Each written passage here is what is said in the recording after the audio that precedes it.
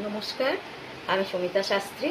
আজকে আবার এলাম আপনাদের সঙ্গে নতুন কিছু তথ্য নিয়ে, যেটা আপনাদের দৈনন্দিন জীবনে অনেক কাজে দেবে এবং আপনারা এর থেকে অনেকখানি উপকারিতাটা পাবেন। সেটা হচ্ছে, আজকে আমি বাস্তু নিয়ে আলোচনা করব।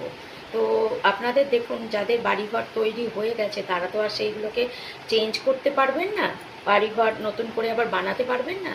সেক্ষেত্রে আপনাদের কিছু নিয়ম পালন করলে পরে এই বাস্তুর দোষ থেকে আপনারা কিছুটা মুক্তি পাবেন। আপনাদের যে অর্থনৈতিক সমস্যা হচ্ছে, চাকরি বাকরির দিক থেকে সমস্যা হচ্ছে, ধরুন পড়াশোনার দিক থেকে সমস্যা হচ্ছে, রোগ ভোগ বেশি হচ্ছে, এগুলো কিন্তু মেনলি হয় বাস্তুর কোনো ডিস্টার্ব থাকলে পরে।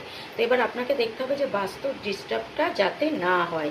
এবার আপনি তো জানেন না যে আপনার কোনখানে বাস্তুর ডিস্টার্ব আছে না আছে, তবে আমি আপনাদের কিছু টিপস দিয়ে দেবো, সেগুলো যদি আপনারা মেনটেন করেন তাহলে আপনারা বাস্তুর দোষ থেকে অনেকটা মুক্তি পাবেন। আমি বলছি না 100% মুক্তি পাবেন, তবে 50% মুক্তি পাবেন আপনারা। তো সেটাই বা কম কোথায়। তো আপনাদের এটা করতে হবে যে আপনাদের যাদের বাড়ির ধরুন যে দক্ষিণ পশ্চিম দিকটা আপনারা কিন্তু একদম হালকা রাখবেন। ওই দিকে বেশি জিনিসপত্র, ধরুন খাট, আলমারি, পালঙ্ক, মানে ভারী জিনিস কিছু রাখবেন না। ভারী জিনিস রাখলে পরে কিন্তু ওটা বোঝা হয়ে যাবে এবং এই বোঝার ভার আপনারা বহন করতে পারবেন না। তো ওই দিকটাকে আপনারা হালকা রাখুন।